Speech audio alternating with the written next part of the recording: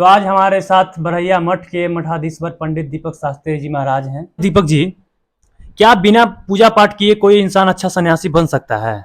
कि लोग कथा या सत्संग सुनते टाइम बहुत लोग भावुक हो जाते हैं, रोने लगते हैं। जी, नाच देखते थे उसके लिए कितने सारे पैसे उड़ा देते थे, लेकिन आज के डेट में घर की बहुएं जो कि जिनका मुंह देखने के लिए लोग जाते थे, आज सोशल मीडिया पर आकर के नाच करके दिखाती है, वो भी जैसे कि नग्न अवस्था में समझिए कि नाच। कि आप अगर कथावाचक नहीं होते तो क्या होते? आपसे एक लास्ट सवाल है, भागवत गीता का वो एक श्लोक जो हर एक इंसान को याद होना चाहिए। तो आज हमारे साथ बरहैया मठ के मठाधीश्वर पंडित दीपक शास्त्री जी महाराज हैं, तो इनसे कुछ वार्तालापें होगी। तो मैं आज पंडित दीपक शास्त्री जी से कुछ सवालें करूंगा। दीपक जी, क्या बिना पूजा पाठ किए कोई इंसान अच्छा सन्यासी बन सकता है? देखिए क्या है कि बिना पूजा पाठ किए भी बन सकता है। वैराग्य और अनासक्ति जो है सांसारिक मोह माया और अहंकार, इस सभी की इच्छाओं से मुक्त होकर मन में शांति स्थापित करना, कहते हैं ना कि निस्वार्थ सेवा करना, बिना किसी स्वार्थ या फल की इच्छा के जरूरतमंदों की मदद करना और समाज के कल्याण के लिए कार्य करना। कहते हैं कि कर्मणा अधिकारेषु मा फलेषु कदाचन, कर्म करते रहिए, फल की आशा मत कीजिए। फल भगवान देंगे। फल जो है भगवान आप रूपी दे देंगे, इसलिए क्या है कि इसके चक्कर में नहीं पड़ना है।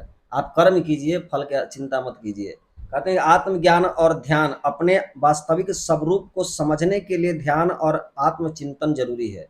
आत्मचिंतन जरूरी है। कहते हैं कि जीवन जो है सत्य, अहिंसा और अस्त्य, चोरी ना करना, उपरह आवश्यकता के अधिकार संग्रह ना करना। जो आवश्यकता के अनुसार जितना हमको चाहिए उतना ही आप संग्रह कीजिए। जिस प्रकार मधुमक्खी क्या है कि संग्रह करता है, लेकिन उसका जो मध होता है दूसरा कोई ही ले जाता है, उसी प्रकार आप उतना ही संग्रह कीजिए जितना में कि आपका काम चल जाए। तो अक्सर लोग देखते हैं, हम भी देखते हैं, सोशल मीडिया पर भी देखते हैं, या कथा में भी जाते हैं तब भी देखते हैं कि लोग कथा या सत्संग सुनते टाइम बहुत लोग भावुक हो जाते हैं, रोने लगते हैं। जी, तो वो रोते हुए आपको देखते, आप भी देखते होंगे कथा करते हैं, तो मतलब उसका क्या कारण है?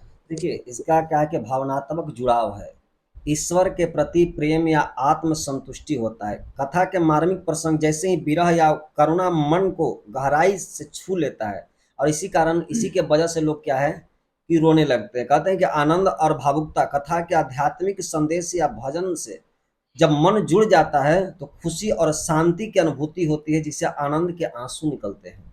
जी। आनंद के कारण लोग रोते हैं, आनंद, भगवान की भक्ति में लीन हो जाते हैं। बिल्कुल बिल्कुल। नॉर्मल फैमिली या हर एक जगह सबका घर में क्लेश बहुत होता है, तो इस सब से क्लेश को लेकर लोग बहुत परेशान हैं। यहाँ पे जाते हैं, वो संत के पास जाते हैं, वो संत के पास दिखाने जाते हैं, ये मंदिर में पूजा करते हैं, वो मंदिर में पूजा, पैसा है बट क्लेश के कारण लोग बहुत परेशान हैं। तो एक मात्र मंत्र इसके बारे में बताइए, जो लोग क्या कर सकता है? देखिए क्या है कि अध्यात्म से दूरी है, हम लोगों का जो है अध्यात्म में रुचि नहीं है, और जब तक हमारा अध्यात्म में रुचि नहीं होगा तब तक कलेश का कारण ही बनता रहेगा। जी। इसलिए अध्यात्म में रुचि होना जरूरी है। जैसे रामायण हो, गीता हो, ये सब हमको पढ़ना चाहिए। इसको पढ़ने से क्या है कि हमारे मन का सकारात्मक जो है ना ऊर्जा आएगी, और नकारात्मक जो है हमारे अंदर की दूर होगी। भगवान से जुड़े रहना चाहिए, भगवान से जुड़ाव होना चाहिए। भगवान से जब तक जुड़ाव नहीं होगा, जब तक हम रामायण के बारे में जानेंगे नहीं, जब तक गीता के बारे में जानेंगे नहीं, तब तक कलेश का कारण ही जो है बनता ही रहेगा। आजकल युवाओं ज्यादा रील पर ध्यान दे रहे हैं, सोशल मीडिया पर ध्यान दे रहे हैं, तो आपका इस पे क्या राय है? लोग को गीता का ज्ञान भी होना जरूरी है या बस रील पे ही लगे रहना जरूरी है?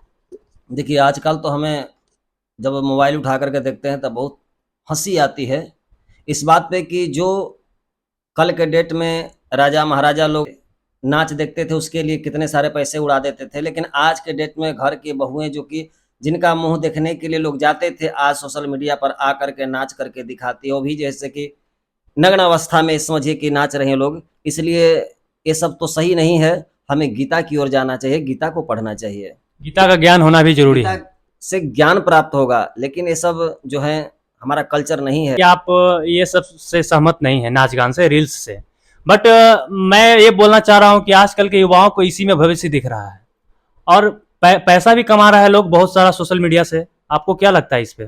देखिए क्या है कि हम तो इसका समर्थन नहीं कर सकते हैं, क्योंकि हमारा समाज का और हमारे जैसे सनातन का सभ्यता नहीं है। कि आप अगर कथावाचक नहीं होते तो क्या होते? देखिए हम कर्मकांडी ब्राह्मण हैं तो हम पूजा पाठ कराते, कथावाचक नहीं होते तो पूजा पाठ करवाते, पुरोहित ही करवाते, पंडित ही करते। आपसे एक लास्ट सवाल है, भागवत गीता का वो एक श्लोक जो हर एक इंसान को याद होना चाहिए। कर्मणाधिकारेषु मा फलेषु कदाचन मा कर्म फल हेतुर्भुमावते संगो अस्त्व कर्मणि। ये जो है सभी को याद होना चाहिए।